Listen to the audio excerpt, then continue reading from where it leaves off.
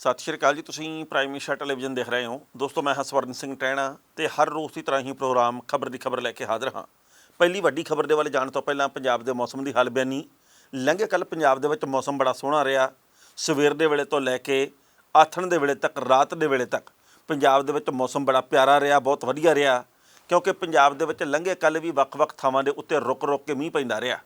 मौसम विभाग ने यह गल कही है कि आउंदे 24 घंटे दे विच पंजाब दे विच मौसम इवें ही खुशगवार रहना ते उस तो बाद यानी कि अगले दिन पंजाब दे विच गर्मी ने एकदम फिर जोर फड़ना। कहने का भाव यह है कि पिछले लगभग 3-4 दिनों तो पंजाब दे विच मौसम जिहड़ा सुलखना बनया होया, इहदे करके लोकां नूं राहत मिली है। इहदे करके लोकां दे चेहरे दे उत्ते खुशी का खेड़ा, क्योंकि गर्मी ने लोकां दे वट कड्ढे होए सीगे। पावरकाम डिपार्टमेंट भी संकट दे विच सी, जिहदे करके लोग परेशानी दे विच सी। किसानां दा झोना लाउण दा सिलसिला जिहड़ा वो शुरू हो गया। सो ये जिहड़ी वक्ती तौर दे उत्ते राहत मिली है, इहदे करके कह दईए भी पहाड़ी खेतरां वाली फीलिंग आई है। लोग आ जिहड़े बदलवाई दे करके खुश भी देखे गए आ। पर गल ये है भी हुण जदों गर्मी ने एकदम फिर जोर फड़ना, वो किन्नी डिग्री तक तापमान जांदा ये समय ने बयान करना। पर कुदरत मिहरबान ही रवे, किते भी कहरवान ना बने, इहदी असीं कामना करदे आ। जिवें अफगानिस्तान दे विच भुचाल आया, उहदे करके बहुत वड्डी गिणती दे विच लोकां दी मौत होई है उत्थे, ये भी कुदरत दा कहर आ। कुदरत दे वरतारे दे उत्ते जोर कोई नहीं। हुण जिहड़ी पहली वड्डी खबर है वो हैगी है पंजाब दे विच भ्रिष्टाचार नाल जुड़े होए लोकां दा शिकंजा कसण नाल संबंधित। पर उस तो पहले एक होर जानकारी साझी करनी बनदी है भी लोक घतितां किहो जिहियां करदे आ, लोकां दीयां आदतां किहो जिहियां बणीਆਂ पईयां, लोक किवें साजिशां घड़दे आ, लोक किस तरीके नाल चलाकीआं करदे आ। क्योंकि बंबीहा भाई पिंड दे विचों एक परिवार दे वल्लों ये गल कही गई सी एक बंदे दे वल्लों कि भाई सानूं गैंगस्टरां दा फोन आया ते ये गल कही आ भी नहीं तां असीं तुहाडे टब्बर नूं मार देना, नहीं तां सानूं इन्ने पैसे जिहड़े वो दिओ। उस तो बाद खबर ये आई भी भाई वो गैंगस्टर जिन्हां ने धमकियां दित्तियां सी, उन्हां ने इस टब्बर दे उत्ते गोलियां चलाईआं, उन्हां दे घर दे उत्ते गोलियां चला के गए आ। पर हुण इस मामले दे विच पुलिस दे वल्लों नवां खुलासा कीता गया, कुछ लोगों को गिरफ्तार भी किया गया। क्योंकि इस बंदे दे वल्लों जिहदे वल्लों ये गल कही गई सी कि मैनूं गैंगस्टरां दी धमकी आ रही है, ਉਹਦੇ ਵੱਲੋਂ असले ਦਾ ਲਾਇਸੈਂਸ ਲੈਣ ਦੀ ਖਾਤਰ ਇਹ ਸਾਰੀ ਸਿਆਸਤ ਆਪ ਹੀ ਕੀਤੀ ਗਈ ਸੀ। ਉਹਦੇ ਵੱਲੋਂ ਇਹ ਸਾਰੀ ਕਹਾਣੀ ਆਪ ਹੀ ਘੜੀ ਗਈ ਸੀ ਤਾਂ ਜੋ ਮੈਂ ਇਹ ਸਾਬਤ ਕਰ ਸਕਾਂ ਜੀ ਕਿ ਸਾਡੇ ਘਰ ਦੇ ਉੱਤੇ ਹਮਲਾ ਹੋ ਗਿਆ, ਇਸ ਕਰਕੇ ਮੇਰਾ असले ਦਾ ਲਾਇਸੈਂਸ ਆ ਜਿਹੜਾ ਉਹ ਛੇਤੀ ਬਣਾਇਆ ਜਾਵੇ, ਮੈਨੂੰ असले ਦਾ ਲਾਇਸੈਂਸ ਛੇਤੀ ਦਿੱਤਾ ਜਾਵੇ। ਉਹਨੇ ਆਪਣੇ ਦੋਸਤਾਂ ਨੂੰ ਕਹਿ ਕੇ ਖੁਦ ਹੀ ਆਪਣੇ ਘਰ ਦੇ ਉੱਤੇ ਹਮਲਾ ਕਰਵਾਇਆ ਸੀ ਤੇ ਪੁਲਿਸ ਦੇ ਵੱਲੋਂ ਇਸ ਕਹਾਣੀ ਨੂੰ, ਇਸ ਗੁੱਥੀ ਨੂੰ ਸੁਲਝਾ ਲਿਆ ਗਿਆ। ਹੁਣ ਇਸ ਮਾਮਲੇ ਦੇ ਉੱਤੇ ਕੀ ਕਹੀਏ ਤੇ ਕੀ ਨਾ ਕਹੀਏ। ਕੁਝ ਕੁ ਵਰੇ ਪਹਿਲਾਂ ਦੀ ਗੱਲ ਹੈ, ਲੁਧਿਆਣੇ ਦੇ ਵਿੱਚ ਇੱਕ ਜਥੇਬੰਦੀ ਦੇ ਆਗੂ ਦੇ ਵੱਲੋਂ ਆਪਣੇ ਘਰ ਦੇ ਉੱਤੇ ਖੁਦ ਹੀ ਹਮਲਾ ਕਰਵਾਇਆ ਗਿਆ ਸੀ। ਉਹਨੇ ਆਪਣੇ ਦੋਸਤਾਂ ਨੂੰ ਇਹ ਗੱਲ ਕਹੀ ਕਿ ਤੁਸੀਂ ਮੇਰੇ ਘਰ ਦੇ ਉੱਤੇ ਹਮਲਾ ਕਰਨਾ ਤੇ ਮੈਂ ਇਹ ਗੱਲ ਕਹੂੰਗਾ ਕਿ ਮੇਰੇ ਉੱਤੇ ਜਾਨਲੇਵਾ ਹਮਲਾ ਹੋਇਆ, ਇਸ ਕਰਕੇ ਮੈਨੂੰ ਸਿਕਿਉਰਿਟੀ ਚਾਹੀਦੀ ਆ।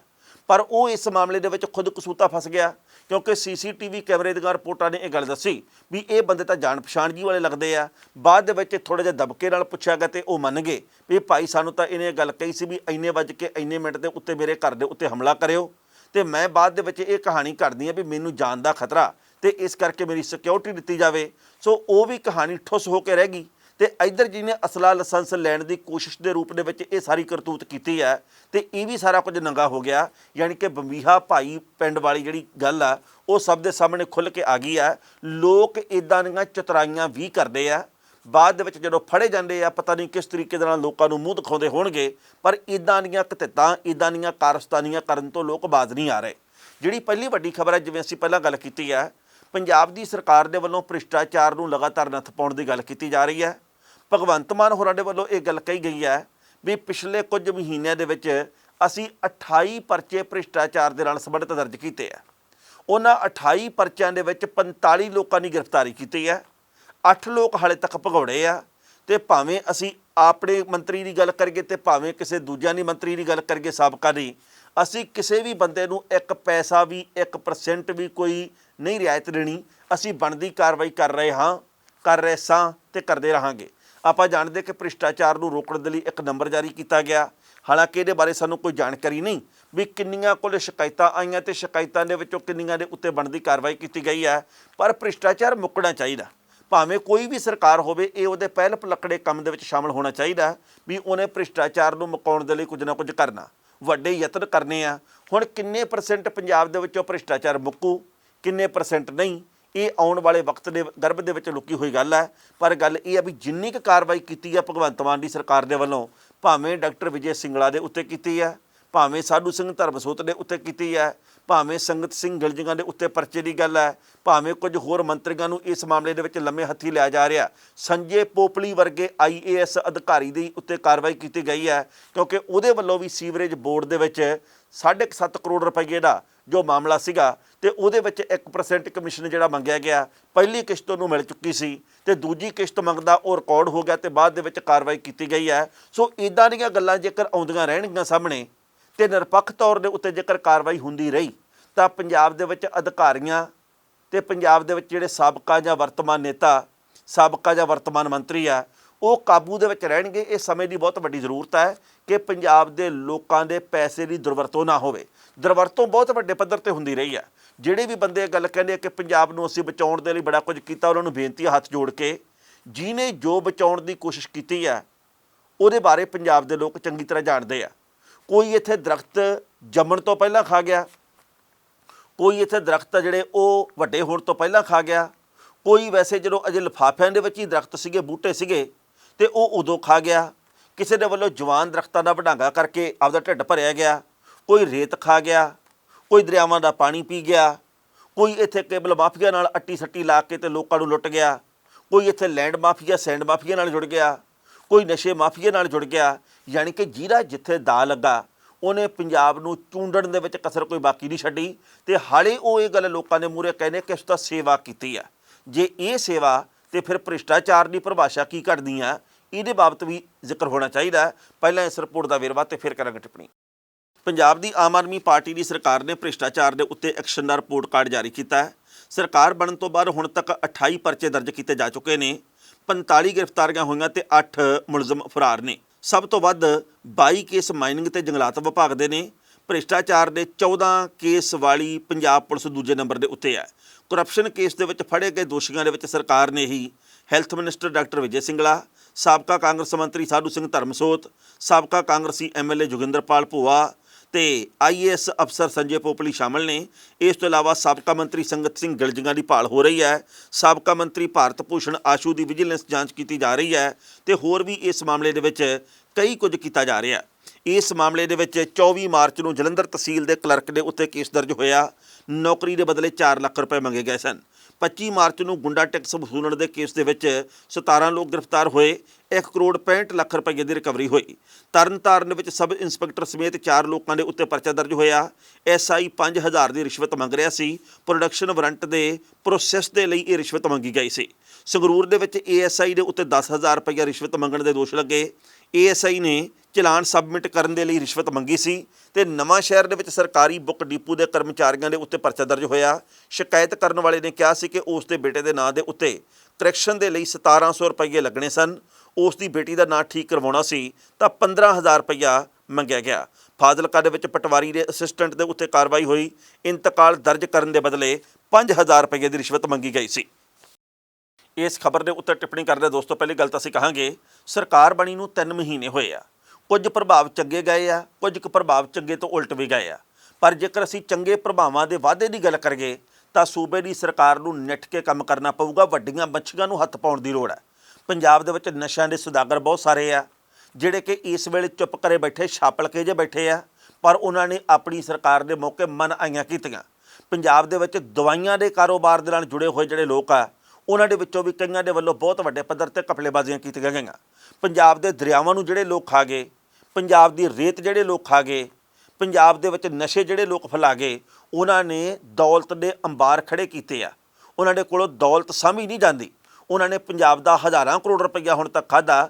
ਉਹਨਾਂ ਵੱਡੀਆਂ ਵੱਡੀਆਂ ਮੱਛੀਆਂ ਨਹੀਂ, ਸਗੋਂ ਮਗਰ ਮੱਛਾਂ ਨੂੰ ਹੱਥ ਪਾਉਣ ਦੀ ਲੋੜ ਹੈ। ਇਹ ਜਿਹੜੀਆਂ ਛੋਟੀਆਂ ਮੱਛੀਆਂ ਹੈ ਤਾਂ ਇਹਨਾਂ ਦੀ ਵੀ ਕਰਤੂਤ ਮਾੜੀ, ਇਹਨਾਂ ਨੂੰ ਵੀ ਫੜਨਾ ਚਾਹੀਦਾ। ਪਰ ਜੇਕਰ ਵੱਡੀਆਂ ਮੱਛੀਆਂ ਫੜੀਆਂ ਜਾਣਗੀਆਂ, ਮਗਰ ਮੱਛ ਫੜੇ ਜਾਣਗੇ ਤਾਂ ਇਹਨਾਂ ਲੋਕਾਂ ਦੇ ਵਿੱਚ ਆਪੇ ਖੌਫ ਪੈਦਾ ਹੋਊਗਾ ਵੀ ਭਾਈ ਵਾਰੀ ਸਾਡੀ ਵੀ ਆ ਜਾਣੀ ਆ। ਸੋ ਜਿਹੜੇ ਵੱਡੇ ਮਗਰਮੱਛ ਹੈ ਉਹਨਾਂ ਨੂੰ ਕਾਬੂ ਜੇਕਰ ਕਰ ਲਿਆ ਜਾਵੇ ਤਾਂ ਇਹਦੇ ਵਰਗੀ ਰੀਸ ਕੋਈ ਨਹੀਂ। ਕਿਉਂਕਿ ਪੰਜਾਬ ਦੇ ਵਿੱਚ ਕੋਈ ਚਿੱਟ ਫੰਡ ਕੰਪਨੀਆਂ ਚਲਾਉਣ ਵਾਲਾ ਮਨ ਆਈਆਂ ਕਰ ਗਿਆ। ਕਿਸੇ ਦੇ ਵੱਲੋਂ ਪੰਜਾਬ ਦੀ ਪੰਚਾਇਤੀ ਜ਼ਮੀਨ ਤੇ ਕਬਜ਼ੇ ਕਰਕੇ ਤੇ ਆਪਦੀ ਮਨਚਾਹੀ ਜਿਹੜੀ ਇਮਾਰਤ ਖੜੀ ਕਰ ਲਈ ਗਈ। ਇਹਨਾਂ ਲੋਕਾਂ ਦੇ ਉੱਤੇ ਕਾਰਵਾਈ ਹੋਵੇ ਤਾਂ ਜੋ ਇੱਕ ਸੁਨੇਹਾ ਜਾਵੇ ਕਿ ਭਾਈ ਇਸ ਤਰੀਕੇ ਦੇ ਨਾਲ ਸਰਕਾਰ ਕੰਮ ਕਰ ਰਹੀ ਹੈ। ਇਸ ਤਰੀਕੇ ਦੇ ਨਾਲ ਸਾਰੇ ਟੰਗੇ ਜਾਣੇ ਆ, ਭਾਵੇਂ ਉਹ ਕੋਈ ਸਾਬਕਾ ਮੰਤਰੀ ਆ, ਭਾਵੇਂ ਸਾਬਕਾ ਵਿਧਾਇਕ ਆ, ਭਾਵੇਂ ਵਰਤਮਾਨ ਮੰਤਰੀ ਹੈ ਤੇ ਭਾਵੇਂ ਕੋਈ ਵਰਤਮਾਨ ਵਿਧਾਇਕ ਹੈ, ਭਾਵੇਂ ਕੋਈ ਪਹਿਲਾਂ ਅਧਿਕਾਰੀ ਸੀ ਤੇ ਭਾਵੇਂ ਕੋਈ ਵਰਤਮਾਨ ਅਧਿਕਾਰੀ ਹੈ, ਕਿਸੇ ਨੂੰ ਬਖਸ਼ਣਾ ਨਹੀਂ ਚਾਹੀਦਾ। ਤੇ ਭਗਵੰਤ ਮਾਨ ਨੇ ਜਿਹੜੀ ਗੱਲ ਕਹੀ ਹੈ ਸੰਗਰੂਰ ਦੀ ਚੋਣ ਪ੍ਰਚਾਰ ਦੇ ਵਿੱਚ ਕਿ ਮੈਂ ਪੰਜਾਬ ਦਾ 1 ਰੁਪਈਆ ਖਾਣ ਦੇ ਨਾਲੋਂ ਉਸ ਰੁਪਈਏ ਦੀ ਸਲਫਾਸ ਖਾਣੀ ਠੀਕ ਸਮਝੂੰਗਾ, ਇਹਦੇ ਵੱਡੇ ਅਰਥ ਆ। ਲੋਕਾਂ ਨੂੰ ਇਹ ਗੱਲ ਚੰਗੀ ਲੱਗਦੀ ਹੈ। ਉਹਦਾ ਕਾਰਨ ਇਹ ਹੈ ਵੀ ਪੰਜਾਬ ਦਾ 1 ਵੀ ਰੁਪਈਆ ਨਾ ਖਾਧਾ ਜਾਵੇ ਤੇ ਜਿਹਨੇ ਰੁਪਈਆ ਖਾਣਾ ਤੇ ਉਹ ਮੋਇਆਂ ਵਰਗਾ ਹੀ ਆ, ਕਿਉਂਕਿ ਪੰਜਾਬ ਨੇ ਬਹੁਤ ਕੁਝ ਆਪਣੇ ਪਿੰਡੇ ਦੇ ਉੱਤੇ ਹੰਡਾਇਆ। ਪੰਜਾਬ ਦੇ ਲੋਕ ਵਿਚਾਰੇ ਕਤਾਰਾਂ ਦੇ ਵਿੱਚ ਲੱਗ ਕੇ ਵੋਟਾਂ ਇਸ ਕਰਕੇ ਥੋੜ੍ਹੀ ਪਾਉਂਦੇ ਵੀ ਜਦੋਂ ਮੌਕਾ ਮਿਲ ਗਿਆ ਬਾਅਦ ਦੇ ਵਿੱਚ ਚੂੰਡ ਲਓ ਪੰਜਾਬ ਨੂੰ।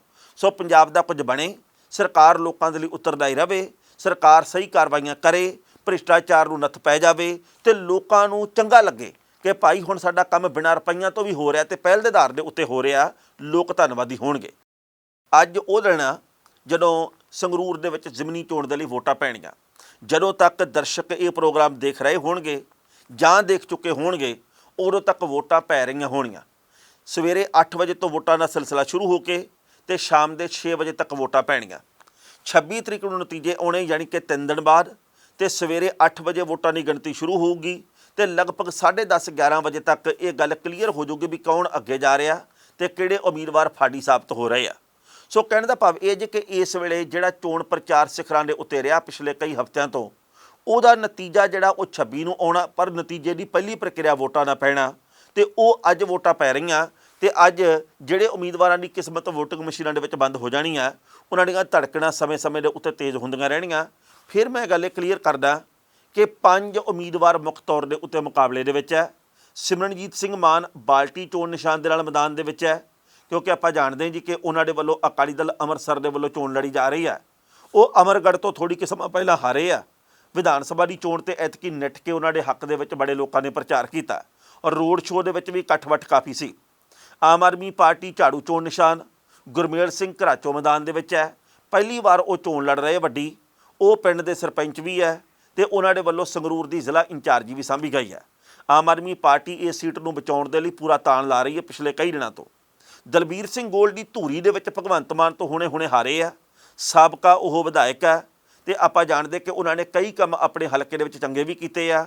ਪ੍ਰਚਾਰ ਨਿੱਠ ਕੇ ਕੀਤਾ ਕਾਂਗਰਸ ਨੇ ਉਹਨਾਂ ਦੇ ਹੱਕ ਦੇ ਵਿੱਚ, ਪਰ ਨਿਵਾਣ ਦੇ ਵੱਲ ਗਈ ਹੋਈ ਕਾਂਗਰਸ ਕਿੰਨੀਆਂ ਕੁ ਵੋਟਾਂ ਹਾਸਲ ਕਰਕੇ ਜੇਤੂ ਰੌਂ ਦੇ ਵਿੱਚ ਆਉਂਦੀ ਹੈ ਜਾਂ ਮੁਕਾਬਲਾ ਕਿੰਨਾ ਕੁ ਦਿੰਦੀ ਆ, ਇਹ ਸਮੇਂ ਨੇ ਬਿਆਨ ਕਰਨਾ। ਬੀਬੀ ਕਮਲਦੀਪ ਕੌਰ ਦੀ ਇਹ ਪਹਿਲੀ ਚੋਣ ਆ। ਬੀਬੀ ਕਮਲਦੀਪ ਕੌਰ ਤਕੜੀ ਚੋਣ ਨਿਸ਼ਾਨ ਤੇ ਚੋਣ ਲੜ ਰਹੇ ਆ। ਬੰਦੀ ਸਿੰਘਾਂ ਦੀ ਰਿਹਾਈ ਦੇ ਨਾਂ ਦੇ ਉੱਤੇ ਚੋਣ ਲੜੀ ਜਾ ਰਹੀ ਹੈ। ਅਕਾਲੀ ਦਲ ਦੇ ਵੱਲੋਂ ਖੂਬ ਪ੍ਰਚਾਰ ਕੀਤਾ ਗਿਆ, ਕਿੰਨੀਆਂ ਵੋਟਾਂ ਪੈਣਗੀਆਂ ਤੇ ਕਿਹੜੀ ਥਾਂ ਤੇ ਮੁਕਾਬਲਾ ਕਿਹੜੇ ਰੌਂ ਦੇ ਵਿੱਚ ਹੁੰਦਾ, ਇਹ ਵੀ ਸਮੇਂ ਨੇ ਬਿਆਨ ਕਰਨਾ 26 ਤਰੀਕ ਨੇ। ਤੇ ਕੇਵਲ ਸਿੰਘ ਢਿੱਲੋਂ ਜਦੋਂ ਕਾਂਗਰਸ ਦੇ ਵਿੱਚੋਂ ਛਾਲ ਮਾਰ ਕੇ ਗਏ ਬੀਜੇਪੀ ਦੇ ਵਿੱਚ, ਤਾਂ 2 ਦਿਨਾਂ ਬਾਅਦ ਉਹਨਾਂ ਨੂੰ ਟਿਕਟ ਮਿਲ ਗਈ ਤੇ ਬੀਜੇਪੀ ਦੇ ਵੱਲੋਂ ਇਹ ਗੱਲ ਕਹੀ ਜਾ ਰਹੀ ਹੈ ਕਿ ਸਾਨੂੰ ਸ਼ਹਿਰੀ ਖੇਤਰ ਦੀ ਵੋਟ ਨਿੱਠ ਕੇ ਪੈਣੀ ਹੈ, ਸਮੇਂ ਨੇ ਬਿਆਨ ਕਰਨਾ। ਅੱਜ ਕਤਾਰਾਂ ਦੇ ਵਿੱਚ ਲੱਗੇ ਹੋਏ ਲੋਕ ਆ ਜਿਹੜੇ, ਉਹ ਕਿੰਨੇ ਫੀਸਦੀ ਵੋਟਾਂ ਪਾਉਂਦੇ ਆ, ਅੱਜ ਕਤਾਰਾਂ ਦੇ ਵਿੱਚ ਲੱਗੇ ਹੋਏ ਲੋਕਾਂ ਦੇ ਚਿਹਰੇ ਕੀ ਬਿਆਨ ਕਰਦੇ ਆ, ਕੀ ਕੁਝ ਅਣਸੁਖਾਵਾਂ ਤਾਂ ਨਹੀਂ ਵਾਪਰਦਾ, ਕੀ ਪੰਜਾਬ ਦੇ ਵਿੱਚ ਵੋਟਾਂ ਲੋਕ ਉਤਸ਼ਾਹ ਦੇ ਨਾਲ ਪਾਉਣਗੇ ਸੰਗਰੂਰ ਦੇ ਲੋਕ ਆ ਜਿਹੜੇ, ਇਹ ਸਮੇਂ ਨੇ ਬਿਆਨ ਕਰਨਾ। ਕੁਝ ਕੁ ਘੰਟਿਆਂ ਬਾਅਦ ਇਹ ਤਸਵੀਰ ਸਭ ਦੇ ਸਾਹਮਣੇ ਆ ਜਾਣੀ ਆ। ਪਰ ਸਾਡੀ ਹੱਥ ਜੋੜ ਕੇ ਬੇਨਤੀ ਹੈ ਕਿ ਵੋਟਾਂ ਵੱਧ ਤੋਂ ਵੱਧ ਪਾਈਆਂ ਜਾਣ, ਜਿਹਨੂੰ ਮਰਜ਼ੀ ਪਾਈਆਂ ਜਾਣ ਤੇ ਸ਼ਾਂਤਮਈ ਤਰੀਕੇ ਨਾਲ ਪਾਈਆਂ ਜਾਣ। ਕਿਸੇ ਕਿਸਮ ਦੀ ਕੋਈ ਹਿੰਸਕ ਵਾਰਦਾਤ ਨਾ ਵਾਪਰੇ, ਅਮਨ ਕਾਨੂੰਨ ਦੀ ਸਥਿਤੀ ਬਰਕਰਾਰ ਰਹੇ। ਜਿੱਤ ਹਾਰ ਬਣੀ ਹੀ ਆਈ ਹੈ, ਲੜਾਈ ਆਪਸ ਦੇ ਵਿੱਚ, ਝਗੜਾ ਆਪਸ ਦੇ ਵਿੱਚ ਬਿਲਕੁਲ ਨਾ ਕੀਤਾ ਜਾਵੇ। ਅਸੀਂ ਪਰਿਵਾਰਾਂ ਵਾਂਗੂ ਰਹੀਏ ਤੇ ਪਰਿਵਾਰਾਂ ਦੇ ਮੈਂਬਰ ਆ ਜਿਹੜੇ ਉਹ ਆਪਸ ਦੇ ਵਿੱਚ ਝਗੜਦੇ ਚੰਗੇ ਨਹੀਂ ਲੱਗਦੇ। ਪਹਿਲਾਂ ਇਸ ਰਿਪੋਰਟ ਦਾ ਵੇਰਵਾ ਤੇ ਫਿਰ ਕਰਾਂਗੇ ਟਿੱਪਣੀ।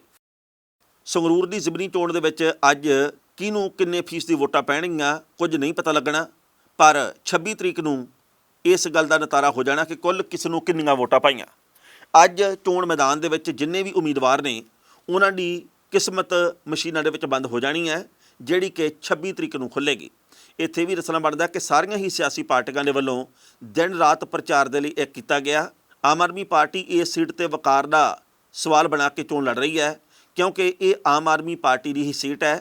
ਭਗਵੰਤ ਮਾਨ ਇੱਥੋਂ 2 ਵਾਰ ਸੰਸਦ ਮੈਂਬਰ ਰਹੇ ਨੇ। ਭਗਵੰਤ ਮਾਨ ਦੇ ਵੱਲੋਂ ਮੁੱਖ ਮੰਤਰੀ ਬਣਨ ਦੇ ਕਰਕੇ ਇਹ ਸੀਟ ਖਾਲੀ ਹੋਈ ਤੇ ਨਿਯਮਾਂ ਦੇ ਮੁਤਾਬਕ 6 ਮਹੀਨੇ ਤੋਂ ਪਹਿਲਾਂ ਕੋਈ ਵੀ ਖਾਲੀ ਹੋਈ ਸੀਟ ਪੁਰ ਕਰਨੀ ਪੈਂਦੀ ਹੈ। ਉਹ ਜ਼ਿਮਨੀ ਚੋਣ ਦੇ ਲਈ ਵੋਟਾਂ ਅੱਜ ਪੈ ਰਹੀਆਂ ਨੇ। 2019 ਦੇ ਵਿੱਚ ਆਮ ਆਦਮੀ ਪਾਰਟੀ ਨੇ ਪੂਰੇ ਭਾਰਤ ਦੇ ਵਿੱਚੋਂ ਸਿਰਫ 1 ਸੀਟ ਜਿੱਤੀ ਸੀ ਤੇ ਉਹ ਲੋਕ ਸਭਾ ਦੀ ਸੀਟ ਸੰਗਰੂਰ ਹੀ ਸੀ। ਸੰਗਰੂਰ ਦੇ ਵਿੱਚ 9 ਵਿਧਾਨ ਸਭਾ ਹਲਕੇ ਪੈਂਦੇ ਨੇ ਤੇ ਇਹਨਾਂ ਹਲਕਿਆਂ ਦੇ ਵਿੱਚ ਆਮ ਆਦਮੀ ਪਾਰਟੀ ਦੀ ਚੜ੍ਹਤ ਹੈ। कि आम आदमी पार्टी अपनी चढ़त बरकरार रख सकेगी, कि ये सीट ਨੂੰ ਬਚਾ ਸਕੇਗੀ, ਇਹਦਾ ਪਤਾ 26 ਨੂੰ ਲੱਗੇਗਾ। ਪਰ ਅੱਜ ਵੋਟਾਂ ਦੇ ਦਿਨ ਦੇ ਮੌਕੇ ਵੱਖ-ਵੱਖ ਪਾਰਟੀਆਂ ਦੇ ਕੇਡਰ ਦੇ ਵੱਲੋਂ ਕਿੰਨੀ ਕੁ ਹੁਲਾਰੇ ਦੀ ਗੱਲ ਕਿਹੜੇ ਪਾਸੇ ਦੀ ਕੀਤੀ ਜਾ ਰਹੀ ਹੈ, ਇਹ ਆਥਣ ਤੱਕ ਜਾਣਕਾਰੀ ਮਿਲੇਗੀ। ਇਸ ਖਬਰ ਦੇ ਉੱਤੇ ਟਿੱਪਣੀ ਕਰਦਾ ਦੋਸਤੋ, ਪਹਿਲੀ ਗੱਲ ਤਾਂ ਅਸੀਂ ਕਹਾਂਗੇ ਆਮ ਆਦਮੀ ਪਾਰਟੀ ਦੇ ਉਮੀਦਵਾਰ ਦੇ ਵੱਲੋਂ ਯਾਨੀ ਕਿ ਗੁਰਮੇਲ ਸਿੰਘ ਘੁਰਾਚੋ ਦੇ ਵੱਲੋਂ ਤੇ ਉਧਰੋਂ ਭਗਵੰਤ ਮਾਨ, ਅਰਵਿੰਦ ਕੇਜਰੀਵਾਲ ਤੇ ਸਮੁੱਚੀ ਲੀਡਰਸ਼ਿਪ ਦੇ ਵੱਲੋਂ ਇਹ ਗੱਲ ਕਹੀ ਜਾ ਰਹੀ ਹੈ ਕਿ ਇਹ ਸੀਟ ਅਸੀਂ ਜਿੱਤਾਂਗੇ ਹੀ ਜਿੱਤਾਂਗੇ। ਲੋਕਾਂ ਦੇ ਇੱਕ ਹਿੱਸੇ ਦੇ ਵੱਲੋਂ ਵੀ ਇਹ ਗੱਲ ਕਹੀ ਜਾ ਰਹੀ ਹੈ ਕਿ ਸੀਟ ਜਿੱਤੀ ਹੀ ਜਾਣੀ ਹੈ। ਪਰ ਇਹਦੇ ਵਿੱਚ ਐਤਕੀ ਲੀਡ ਦਾ ਫਰਕ ਪੈ ਸਕਦਾ, ਲੋਕਾਂ ਦਾ ਇਹ ਕਹਿਣਾ। ਸਿਮਰਨਜੀਤ ਸਿੰਘ ਮਾਨ ਹੋਰਾਂ ਦੇ ਵੱਲੋਂ ਮੁਕਾਬਲਾ ਪਿਛਲੇ ਕਈ ਦਿਨਾਂ ਤੋਂ ਤਕੜਾ ਦਿੱਤਾ ਗਿਆ, ਇਹਦੇ ਵਿੱਚ ਕੋਈ ਦੋ ਰਾਇ ਨਹੀਂ। ਸਿਮਰਨਜੀਤ ਸਿੰਘ ਮਾਨ ਹੋਰਾਂ ਦੇ ਵੱਲੋਂ ਬੰਦੀ ਸਿੰਘਾਂ ਦੇ ਲਈ, ਪੰਥਕ ਮੁੱਦਿਆਂ ਦੇ ਉੱਤੇ, ਜਵਾਨੀ ਤੇ ਕਿਸਾਨੀ ਦੇ ਉੱਤੇ, ਬੇਰੁਜ਼ਗਾਰੀ ਦੂਰ ਕਰਨ ਦੇ ਉੱਤੇ, ਔਰਤਾਂ ਦੀ ਸੁਰੱਖਿਆ ਦੇ ਨਾਂ ਦੇ ਉੱਤੇ ਇਹ ਚੋਣ ਲੜੀ ਗਈ ਹੈ ਜਾਂ ਲੜੀ ਜਾ ਰਹੀ ਹੈ। ਸੋ ਉਹਨਾਂ ਨੂੰ ਕਿੰਨੇ ਫੀਸਦੀ ਵੋਟਾਂ ਪੈਣਗੀਆਂ, ਉਹ ਕਿੰਨੀਆਂ ਵੋਟਾਂ ਕੁੱਲ ਲਿਜਾਂਦੇ ਆ, ਕਿ ਉਹ ਜਿੱਤ ਸਕਦੇ ਆ ਕਿ ਨਹੀਂ ਜਿੱਤ ਸਕਦੇ, ਇਹ ਵੀ ਆਉਣ ਵਾਲੇ ਸਮੇਂ ਨੇ ਬਿਆਨ ਕਰਨਾ। ਆਮ ਤੌਰ ਦੇ ਉੱਤੇ ਮੈਂ ਇਹ ਗੱਲ ਬੜੀ ਨਿਰਪੱਖਤਾ ਦੇ ਨਾਲ ਕਹਿਣੀ ਚਾਹੁੰਦਾ, ਆਮ ਤੌਰ ਦੇ ਉੱਤੇ ਅਸੀਂ ਸੋਸ਼ਲ ਮੀਡੀਆ ਦੇ ਉੱਤੇ ਮਾਨ ਸਾਹਿਬ ਦੇ ਹੱਕ ਦੇ ਵਿੱਚ ਲਹਿਰ ਦੇਖਦੇ ਹਾਂ। ਇਉਂ ਲੱਗਦਾ ਵੀ ਭਾਈ ਵੋਟਾਂ ਉਹਨਾਂ ਨੂੰ ਦਿਲ ਖੋਲ੍ਹ ਕੇ ਪੈਣੀਆਂ, ਪਰ ਜਦੋਂ ਮਸ਼ੀਨਾਂ ਖੁੱਲ੍ਹਦੀਆਂ ਤੇ ਉਦੋਂ ਕਈ ਵਾਰ ਜ਼ਮਾਨਤ ਵੀ ਜ਼ਬਤ ਹੁੰਦੀ ਹੈ। ਉਨੀਆਂ ਵੋਟਾਂ ਨਹੀਂ ਪੈਣੀਆਂ ਜਿੰਨੀਆਂ ਕਿ ਫੇਸਬੁੱਕ ਦੇ ਉੱਤੇ ਪੈ ਰਹੀਆਂ ਹੁੰਦੀਆਂ। ਸੋ ਐਤਕੀ ਫੇਸਬੁੱਕ ਵਾਲਾ ਜਿਹੜਾ ਪ੍ਰਚਾਰ ਆ ਉਹ ਵੋਟਾਂ ਦੇ ਰੂਪ ਦੇ ਵਿੱਚ ਕਿੰਨਾ ਕੁ ਤਬਦੀਲ ਹੁੰਦਾ, ਇਹ ਵੀ 26 ਤਰੀਕ ਨੂੰ ਪਤਾ ਲੱਗਣਾ। ਪਰ ਉਮਰ ਦੇ ਇਸ ਪੜਾਅ ਦੇ ਉੱਤੇ ਨਿੱਠ ਕੇ ਸਿਮਰਨਜੀਤ ਸਿੰਘ ਮਾਨ ਹੋਰਾਂ ਨੇ ਪ੍ਰਚਾਰ ਕੀਤਾ ਤੇ ਉਹਨਾਂ ਦੀਆਂ ਗੱਲਾਂ ਨੇ ਯੂਥ ਨੂੰ ਯਾਨੀ ਕਿ ਜਵਾਨੀ ਨੂੰ ਪ੍ਰਭਾਵਿਤ ਵੀ ਕੀਤਾ। ਉਸ ਤੋਂ ਅਗਲੀ ਗੱਲ ਹੈ ਦਲਬੀਰ ਸਿੰਘ ਗੋਲਡੀ ਹੋਰਾਂ ਦੀ। ਦਲਬੀਰ ਸਿੰਘ ਗੋਲਡੀ ਹੋਰਾਂ ਨੇ ਜਿਵੇਂ ਪਹਿਲਾਂ ਗੱਲ ਕਹੀ ਹੈ, ਪ੍ਰਚਾਰ ਪਹਿਲਾਂ ਵੀ ਕੀਤਾ ਸੀ ਤੇ ਐਤਕੀ ਵੀ ਪ੍ਰਚਾਰ ਨਿੱਠ ਕੇ ਕੀਤਾ। ਇਸ ਵੇਲੇ ਜਦੋਂ ਕਾਂਗਰਸ ਕਈ ਤਰ੍ਹਾਂ ਦੀਆਂ ਸਮੱਸਿਆਵਾਂ ਨਾਲ ਜੂਝ ਰਹੀ ਹੈ, ਇੱਕ ਪਾਸੇ ਕਾਂਗਰਸੀ ਵਿਜੀਲੈਂਸ ਦੇ ਰਡਾਰ ਦੇ ਉੱਤੇ ਆ, ਦੂਜੇ ਪਾਸੇ ਕਾਂਗਰਸੀ ਪਾਰਟੀ ਛੱਡ ਕੇ ਬੀਜੇਪੀ ਦੇ ਵੱਲ ਜਾ ਰਹੇ ਆ। ਇਸ ਕਰਕੇ ਜਿੰਨੀ ਕੁ ਵੀ ਕਾਂਗਰਸ ਹੈ ਉਹਦੇ ਵੱਲੋਂ ਪ੍ਰਚਾਰ ਖੂਬ ਨਿੱਠ ਕੇ ਕੀਤਾ ਗਿਆ। ਦਲਬੀਰ ਸਿੰਘ ਗੋਲਡੀ ਜੇਕਰ ਵਧੀਆ ਵੋਟਾਂ ਲੈ ਕੇ ਜਾਂਦੇ ਆ ਜਾਂ ਜੇਕਰ ਉਹ ਜੇਤੂ ਰੌਂ ਦੇ ਵਿੱਚ ਹੁੰਦੇ ਆ, ਇਹ ਕਾਂਗਰਸ ਦੇ ਲਈ ਇੱਕ ਮਾਣ ਵਾਲੀ ਗੱਲ ਹੋਊਗੀ। ਤੇ ਜੇਕਰ ਅਕਾਲੀ ਦਲ ਨੂੰ ਸੋਹਣੀਆਂ ਵੋਟਾਂ ਪੈਂਦੀਆਂ, ਬੀਬੀ ਕਮਲਦੀਪ ਕੌਰ ਜੇਕਰ ਇੱਥੋਂ ਚੰਗੀਆਂ ਵੋਟਾਂ ਲੈ ਕੇ ਜਾਂਦੇ ਆ, ਤਾਂ ਇਹ ਅਕਾਲੀ ਦਲ ਦੇ ਲਈ ਵੀ ਸਤਿਕਾਰ ਦੇ ਵਿੱਚ ਵਾਧੇ ਵਾਲੀ ਗੱਲ ਹੋਊਗੀ, ਕਿਉਂਕਿ 3 ਉਮੀਦਵਾਰ ਇਹਨਾਂ ਦੇ ਵਿਧਾਨ ਸਭਾ ਚੋਣਾਂ ਦੇ ਵਿੱਚ ਜਿੱਤੇ। ਉਸ ਤੋਂ ਬਾਅਦ ਪਾਰਟੀ ਦੇ ਆਗੂਆਂ ਤੇ ਕੇਡਰ ਦੇ ਵਿੱਚ ਨਿਰਾਸ਼ਾ ਆਈ ਹੈ। ਇਹ ਨਿਰਾਸ਼ਾ ਤੋੜਨ ਦੇ ਲਈ ਵੀ ਅਕਾਲੀ ਦਲ ਦਾ ਬਹੁਤ ਵਧੀਆ ਪ੍ਰਦਰਸ਼ਨ ਕਰਨਾ ਬੜਾ ਜ਼ਰੂਰੀ ਹੈ ਤੇ ਅਕਾਲੀ ਦਲ ਨੇ ਇੱਥੇ ਨਿੱਠ ਕੇ ਪ੍ਰਚਾਰ ਕੀਤਾ ਵੀ ਹੈ। ਬੀਜੇਪੀ ਦਾ ਅਸਲ ਨਿਸ਼ਾਨਾ 2024 ਦੀਆਂ ਚੋਣਾਂ, ਉਹਨਾਂ ਦੇ ਲਈ ਇਹ ਸੀਟ ਆ ਜਿਹੜੀ ਉਹ ਓਨੀ ਮਹੱਤਵਪੂਰਨ ਨਹੀਂ ਜਿੰਨੀ ਕਿ 2024 ਦੇ ਵਿੱਚ ਪੰਜਾਬ ਦੀਆਂ 13 ਸੀਟਾਂ ਮਹੱਤਵਪੂਰਨ ਆ।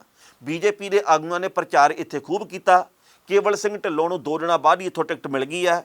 ਉਹ ਸਾਬਕਾ ਵਿਧਾਇਕ ਆ ਬਰਨਾਲੇ ਤੋਂ, ਉਹ ਕਿੰਨੀਆਂ ਵੋਟਾਂ ਲੈ ਕੇ ਜਾਣਗੇ, ਕਿ ਸ਼ਹਿਰੀ ਖੇਤਰ ਦੀ ਵੋਟ ਦੇ ਨਾਲ ਪੇਂਡੂ ਖੇਤਰ ਦੀ ਵੋਟ ਦਾ ਇੱਕ ਹਿੱਸਾ ਇਹਨਾਂ ਨੂੰ ਪੈਂਦਾ ਕਿ ਨਹੀਂ ਪੈਂਦਾ, ਇਹ 26 ਤਰੀਕ ਨੂੰ ਪਤਾ ਲੱਗਣਾ। ਪਰ ਕੁੱਲ ਮਿਲਾ ਕੇ ਗੱਲ ਕਹਿਣੀ ਬਣਦੀ ਹੈ ਵੀ ਅੱਜ ਵੋਟਾਂ ਜਦੋਂ ਪੈ ਰਹੀਆਂ ਤਾਂ ਸਾਰਾ ਕੁਝ ਸੁੱਖੀ ਸਾਂਦੀ ਨੇਪਰੇ ਚੜ੍ਹੇ, ਕਿਸੇ ਕਿਸਮ ਦਾ ਕੋਈ ਲੜਾਈ ਝਗੜਾ ਨਾ ਹੋਵੇ, ਕੋਈ ਇੱਥੇ ਤੇਰ ਮੇਰ ਦੀ ਭਾਵਨਾ ਨਾ ਹੋਵੇ, ਲੋਕ ਬਿਨਾਂ ਲਾਲਚ ਦੇ ਬਿਨਾਂ ਖੌਫ ਦੇ ਵੋਟ ਪਾਉਣ ਤੇ ਕਿਤੇ ਵੀ ਕੋਈ ਲੜਾਈ ਝਗੜਾ ਨਾ ਹੋਵੇ, ਇਹਦੀ ਅਸੀਂ ਕਾਮਨਾ ਕਰਦੇ ਹਾਂ, ਇਹਦੀ ਅਸੀਂ ਅਰਦਾਸ ਕਰਦੇ ਹਾਂ। ਪੰਜਾਬ ਦੇ ਨੇਤਾਵਾਂ ਨੂੰ ਲਗਾਤਾਰ ਗੈਂਗਸਟਰਾਂ ਦੇ ਵੱਲੋਂ ਧਮਕੀਆਂ ਦਿੱਤੀਆਂ ਜਾ ਰਹੀਆਂ ਤੇ ਸਿੱਧੂ ਮੂਸੇਵਾਲਾ ਦੇ ਕਤਲ ਕਾਂਡ ਤੋਂ ਬਾਅਦ ਲਗਾਤਾਰ ਪੰਜਾਬ ਦੇ ਵਪਾਰੀਆਂ ਨੂੰ, ਪੰਜਾਬ ਦੇ ਕਲਾਕਾਰਾਂ ਨੂੰ ਤੇ ਪੰਜਾਬ ਦੇ ਨੇਤਾਵਾਂ ਨੂੰ ਧਮਕੀਆਂ ਆ ਰਹੀਆਂ। ਇੱਕ ਪਾਸੇ ਅਮਰਪਾਲ ਸਿੰਘ ਬੋਨੀ ਜਿਹੜੇ ਕਿ ਸਾਬਕਾ ਆਗੂ ਆ, ਸਾਬਕਾ ਵਿਧਾਇਕ ਆ, ਉਹਨਾਂ ਨੂੰ ਧਮਕੀਆਂ ਆ ਰਹੀਆਂ ਗੈਂਗਸਟਰਾਂ ਦੀਆਂ। ਦੂਜੇ ਪਾਸੇ ਸਾਬਕਾ ਡਿਪਟੀ ਸੀਐਮ ਓਪੀ ਸੋਨੀ ਸਾਹਿਬ ਜਿਹੜੇ, ਉਹਨਾਂ ਨੂੰ ਵੀ ਧਮਕੀਆਂ ਆ ਰਹੀਆਂ ਗੈਂਗਸਟਰਾਂ ਦੀਆਂ। ਤੇ ਇਹ ਗੱਲ ਕਹੀ ਜਾ ਰਹੀ ਹੈ ਵੀ ਜੇਕਰ ਤੁਸੀਂ ਸਾਡੀ ਮੰਗ ਪੂਰੀ ਨਾ ਕੀਤੀ ਤਾਂ ਤੁਹਾਡਾ ਅਸੀਂ ਨੁਕਸਾਨ ਕਰ ਦੇਣਾ। ਹੁਣ ਪਤਾ ਲੱਗਾ ਜੀ ਕਿ ਇਸ ਮਾਮਲੇ ਦੇ ਉੱਤੇ ਪੁਲਿਸ ਦੇ ਵੱਲੋਂ ਐਕਸ਼ਨ ਲਿਆ ਗਿਆ, ਪਰਚਾ ਦਰਜ ਕਰਨ ਦੀ ਖਬਰ ਸਾਹਮਣੇ ਆਈ ਹੈ। ਪਰ ਇਹ ਸਾਰਾ ਵਰਤਾਰਾ ਕਦੋਂ ਰੁਕੂਗਾ, ਸਵਾਲ ਇਹ ਪੈਦਾ ਹੁੰਦਾ। ਕਈ ਥਾਵਾਂ ਦੇ ਉੱਤੇ ਜਾਲੀ ਲੋਕ ਫੜੇ ਵੀ ਗਏ ਜਿਹੜੇ ਕਿ ਗੈਂਗਸਟਰਾਂ ਦੇ ਨਾਂ ਦੀ ਵਰਤੋਂ ਕਰਕੇ ਰੁਪਈਏ ਕਮਾਉਣ ਦੇ ਚਾਹਵਾਨ ਆ। ਤੇ ਇਹ ਵੀ ਹੋ ਸਕਦਾ ਕਈ ਥਾਵਾਂ ਦੇ ਉੱਤੇ ਅਸਲ ਗੈਂਗਸਟਰਾਂ ਦੇ ਕਰਿੰਦਿਆਂ ਦੇ ਵੱਲੋਂ ਵੀ ਫੋਨ ਕੀਤੇ ਗਏ ਹੋਣ। ਪਹਿਲਾਂ ਇਸ ਰਿਪੋਰਟ ਦਾ ਸੰਖੇਪ ਦੇ ਵਿੱਚ ਵੇਰਵਾ ਤੇ ਫਿਰ ਕਰਾਂਗੇ ਟਿੱਪਣੀ। ਗੈਂਗਸਟਰਾਂ ਦੇ ਵੱਲੋਂ ਫੋਨਾਂ ਰਾਹੀਂ ਰੋਜ਼ਾਨਾ ਹੀ ਕਿਸੇ ਨਾ ਕਿਸੇ ਵਿਅਕਤੀ ਜਾਂ ਮੰਤਰੀ ਨੂੰ ਧਮਕੀਆਂ ਦਿੱਤੀਆਂ ਜਾ ਰਹੀਆਂ ਨੇ। ਸਾਬਕਾ ਵਿਧਾਇਕ ਅਮਰਪਾਲ ਸਿੰਘ ਬੋਨੀ ਤੋਂ ਬਾਅਦ ਕਾਂਗਰਸ ਦੇ ਸਾਬਕਾ ਡਿਪਟੀ ਸੀਐਮ ਓਪੀ ਸੋਨੀ ਨੂੰ ਧਮਕੀ ਭਰਿਆ ਫੋਨ ਆਇਆ।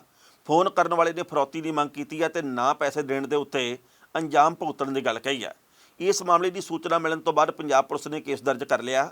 ਹਾਲਾਂਕਿ ਸਾਬਕਾ ਮੰਤਰੀ ਤੇ ਪੰਜਾਬ ਪੁਲਿਸ ਇਹਦੇ ਬਾਰੇ ਖੁੱਲ੍ਹ ਕੇ ਨਹੀਂ ਦੱਸ ਰਹੇ। ਇੱਥੇ ਵੀ ਦੱਸਣਾ ਬਣਦਾ ਹੈ ਕਿ ਸੋਨੀ ਦੇ ਕਰੀਬੀਆਂ ਮੁਤਾਬਕ ਪਿਛਲੇ ਲੰਮੇ ਸਮੇਂ ਤੋਂ ਮੰਤਰੀ ਨੂੰ ਫੋਨ ਰਾਹੀਂ ਧਮਕੀ ਦੇ ਕੇ ਫਰੌਤੀ ਦੀ ਮੰਗ ਕੀਤੀ ਜਾ ਰਹੀ ਸੀ। ਇਸ ਖਬਰ ਦੇ ਉੱਤੇ ਟਿੱਪਣੀ ਕਰਦੇ ਦੋਸਤੋ, ਪਹਿਲੀ ਗੱਲ ਤਾਂ ਅਸੀਂ ਕਹਾਂਗੇ ਪੰਜਾਬ ਦੀ ਪੁਲਿਸ ਦੇ ਵੱਲੋਂ ਹੁਣ ਤੱਕ ਕਈ ਲੋਕ ਇਹੋ ਜਿਹੇ ਗ੍ਰਿਫਤਾਰ ਕੀਤੇ ਗਏ ਆ ਜਿਨ੍ਹਾਂ ਦੇ ਵੱਲੋਂ ਨਾਂ ਲੈ ਲੈ ਕੇ ਗੈਂਗਸਟਰਾਂ ਦਾ ਤੇ ਹੁਣ ਤੱਕ ਲੋਕਾਂ ਦੇ ਕੋਲੋਂ ਪੈਸੇ ਉਗਰਾਉਣ ਦੀ ਕੋਸ਼ਿਸ਼ ਕੀਤੀ ਗਈ। ਕਈ ਲੋਕਾਂ ਨੇ, ਅਸੀਂ ਇਹ ਜਾਣਦੇ ਹਾਂ ਜੀ ਕਿ ਅੰਦਰ ਖਾਤੇ ਪੈਸੇ ਦਿੱਤੇ ਵੀ ਹੋਣਗੇ। ਕਈ ਲੋਕ ਇਹ ਹੁੰਦੇ ਆ ਵੀ ਕਹਿੰਦੇ ਵੀ ਅਸੀਂ ਵਿਵਾਦ ਦੇ ਵਿੱਚ ਨਹੀਂ ਆਉਣਾ, ਅਸੀਂ ਚਰਚਾ ਦੇ ਵਿੱਚ ਨਹੀਂ ਆਉਣਾ, ਇਸ ਕਰਕੇ ਭਾਈ ਜਿਹੜੇ ਕੁਛ ਦੇ ਕੇ ਚਾਰ ਛਿਲੜ ਖੜਾ ਛੁੱਟਦਾ ਤਾਂ ਛਡਾ ਲਈਏ। ਪਰ ਕਈ ਥਾਵਾਂ ਦੇ ਉੱਤੇ ਲੋਕਾਂ ਦੇ ਵੱਲੋਂ ਪੁਲਿਸ ਦੇ ਕੋਲੇ ਸ਼ਿਕਾਇਤ ਵੀ ਕੀਤੀ ਗਈ ਹੈ। ਇਹ ਪੰਜਾਬ ਦੀ ਪੁਲਿਸ ਤੇ ਸਾਈਬਰ ਕ੍ਰਾਈਮ ਸੈੱਲ ਨੂੰ ਵੱਡੇ ਪੱਧਰ ਦੇ ਉੱਤੇ ਕਾਰਵਾਈ ਕਰਨ ਦੀ ਲੋੜ ਆ, ਤਾਂ ਜੋ ਪੰਜਾਬ ਦੇ ਲੋਕਾਂ 'ਚ, ਵਪਾਰੀਆਂ 'ਚ, ਕਲਾਕਾਰਾਂ 'ਚ, ਨੇਤਾਵਾਂ ਦੇ ਵਿੱਚ ਦਹਿਸ਼ਤ ਨਾ ਪਸਰੇ। ਮੈਂ ਇੱਕ ਦਿਨ ਅੱਗੇ ਵੀ ਜ਼ਿਕਰ ਕੀਤਾ ਸੀ, ਮੇਰੇ ਇੱਕ ਜਾਣਕਾਰ ਨੇ ਇਹ ਦੱਸਿਆ ਕਿ ਕੁਝ ਕੁ ਸ਼ਹਿਰਾਂ ਦੇ ਵਿੱਚ ਸੁਨਿਆਰ ਭਾਈਚਾਰੇ ਦੇ ਵੱਲੋਂ, ਯਾਨੀ ਕਿ ਜੁਐਲਰੀ ਦਾ ਕੰਮ ਕਰਨ ਵਾਲੇ ਵੱਡੇ ਵੱਡੇ ਸ਼ੋਰੂਮਾਂ ਦੇ ਮਾਲਕਾਂ ਦੇ ਵੱਲੋਂ ਆਪਣੇ ਹੋਰਡਿੰਗ ਲਵਾਏ ਗਏ ਚੌਂਕਾਂ ਦੇ ਵਿੱਚ, ਵੱਖ-ਵੱਖ ਥਾਵਾਂ ਦੇ ਉੱਤੇ ਆਪਦੇ ਪ੍ਰਚਾਰ ਦੇ ਲਈ, ਤਾਂ ਜੋ ਉਹਨਾਂ ਦੇ ਕਾਰੋਬਾਰ ਦਾ ਪ੍ਰਚਾਰ ਹੋਵੇ। ਪਰ ਉਹਨਾਂ ਨੇ ਪੈਸੇ ਦਿੱਤੇ ਹੋਣ ਦੇ ਬਾਵਜੂਦ ਆਪਦੇ ਹੋਰਡਿੰਗ ਸਾਰੇ ਲੁਹਾ ਲਏ ਆ ਰਾਤੋਂ ਰਾਤ। ਸਿੱਧੂ ਮੂਸੇਵਾਲੇ ਦੇ ਕਤਲकांड ਤੋਂ ਬਾਅਦ ਉਹ ਕਹਿੰਦੇ ਵੀ ਸਾਨੂੰ ਕੋਈ ਗਾਹਕ ਆਇਆ ਜਾਂ ਨਹੀਂ ਆਇਆ ਇਹਦੇ ਬਾਰੇ ਤਾਂ ਪਤਾ ਨਹੀਂਗਾ, ਬੋਰਡ ਵੇਖ ਕੇ ਕੋਈ ਗਾਹਕ ਆਉਂਦਾ ਕਿ ਨਹੀਂ ਆਉਂਦਾ, ਪਰ ਸਾਨੂੰ ਧਮਕੀਆਂ ਵਾਲੇ ਫੋਨ ਜ਼ਰੂਰ ਆਉਣ ਲੱਗ ਪਏ ਵੀ ਭਾਈ ਤੁਹਾਡਾ ਕੰਮ ਬਹੁਤ ਚੱਲਦਾ, ਤੁਹਾਡੀ ਬੜੀ ਇਸ਼ਤਿਹਾਰਬਾਜ਼ੀ ਹੈ, ਇੰਨੇ ਰੁਪਈਏ ਦੇ ਤਾਂ ਤੁਹਾਨੂੰ ਮਾਰ ਦੇਣਾ, ਇਸ ਕਰਕੇ ਸਾਨੂੰ ਕੋਈ ਇਸ਼ਤਿਹਾਰਬਾਜ਼ੀ ਨਹੀਂ ਚਾਹੀਦੀ, ਸਾਡਾ ਕੰਮ ਠੱਪ ਹੋਵੇ, ਸਾਡਾ ਕੰਮ ਥੋੜ੍ਹਾ ਚੱਲੇ, ਸਾਡਾ ਕੰਮ ਬਾਹਲਾ ਚੱਲੇ, ਇਹਦੇ ਨਾਲ ਸਾਡਾ ਤਲਕ ਨਹੀਂਗਾ, ਪਰ ਸਾਡਾ ਕੋਈ ਇਸ਼ਤਿਹਾਰ ਨਾ ਲਾਇਆ ਜਾਵੇ। ਜਿਹੜੇ ਵੀ ਬੋਰਡ ਲੱਗੇ ਆ ਉਹ ਰਾਤੋਂ ਰਾਤ ਲਾ ਦਿੱਤੇ ਜਾਣ। ਉਹਨਾਂ ਨੇ ਬੋਰਡ ਆਪਣੇ ਲਵਾਏ ਆ। ਸੋ ਜੇਕਰ ਕਾਰੋਬਾਰੀਆਂ ਦੇ ਮਨਾਂ ਦੇ ਵਿੱਚ, ਜੇਕਰ ਵਪਾਰੀਆਂ ਦੇ ਮਨਾਂ ਦੇ ਵਿੱਚ ਇਹੋ ਜਿਹੀ ਦਹਿਸ਼ਤ ਪਸਰੂਗੀ ਤਾਂ ਫਿਰ ਪੰਜਾਬ ਅੱਗੇ ਕਿਵੇਂ ਵਧੂਗਾ, ਇਸ ਮਾਮਲੇ ਦੇ ਉੱਤੇ ਗੌਰ ਕਰਨੀ ਚਾਹੀਦੀ ਹੈ।